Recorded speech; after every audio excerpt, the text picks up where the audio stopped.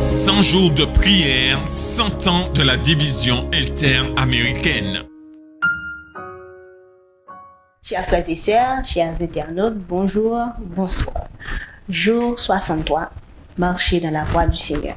Observe les commandements de l'Éternel ton Dieu, en marchant dans ses voies et en gardant ses lois, ses ordonnances, ses jugements et ses préceptes, selon ce qui est écrit dans la loi de Moïse, afin que tu réussisses dans tout ce que tu feras et partout où tu te tourneras. 1 Roi 2, verset 3. Après avoir été roi pendant 40 ans, David savait que sa mort était proche. Il s'efforce de mettre de l'ordre dans sa maison et se concentre sur la succession de son fils Salomon comme roi après sa mort.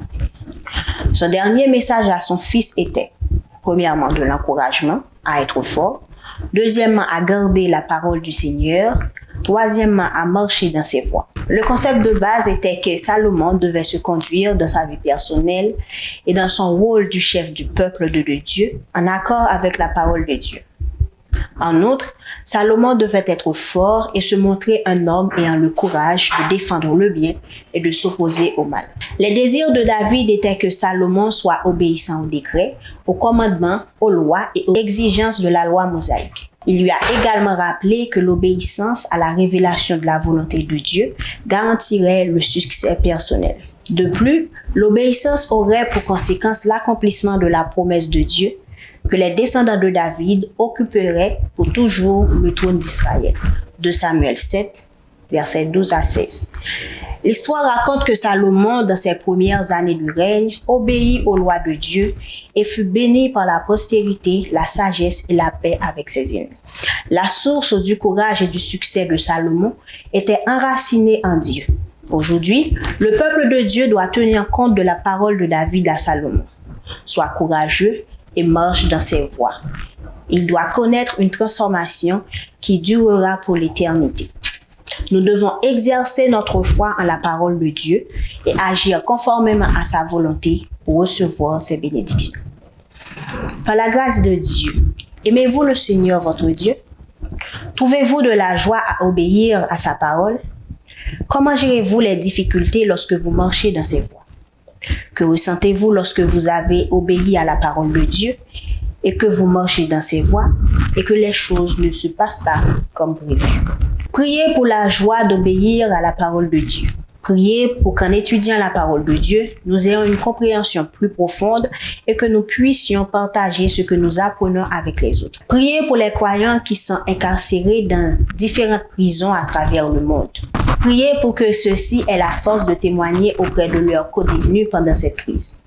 Priez pour les activités de la semaine de la création du 17 au 23 avril. Priez pour vos voisins qui ne connaissent peut-être pas Jésus. Priez pour les moyens de partager l'espoir de Jésus avec eux, peut-être par l'évangélisation par téléphone portable ou d'autres ressources en ligne utiles.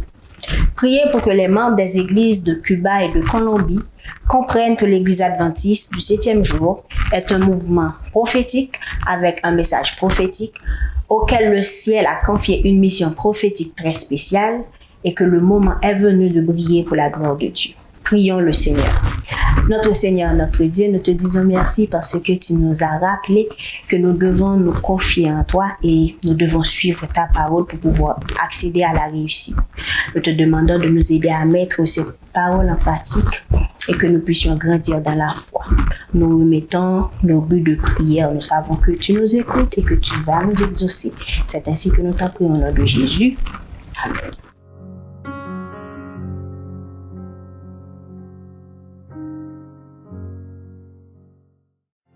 En 2022, nous célébrons les 100 ans de la division interaméricaine.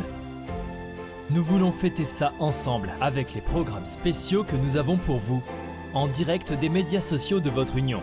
Rejoignez-nous. Sabbat 8 janvier, service de consécration. Vendredi 15 avril, service de culte familial. Mercredi 11 mai, service de réflexion. Et en octobre, ne manquez pas la grande célébration.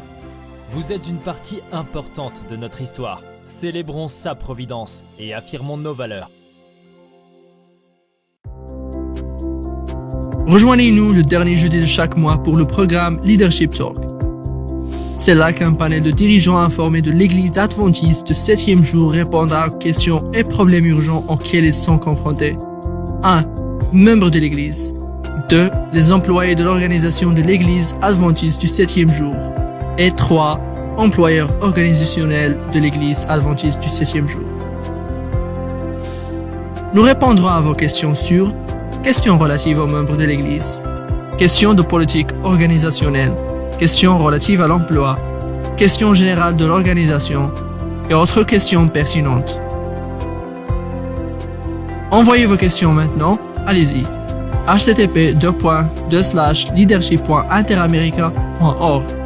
Rappelez-vous, http://leadership.interamerica.org. Leadership Talk est un programme de l'Église adventiste du 7e jour de la division interaméricaine.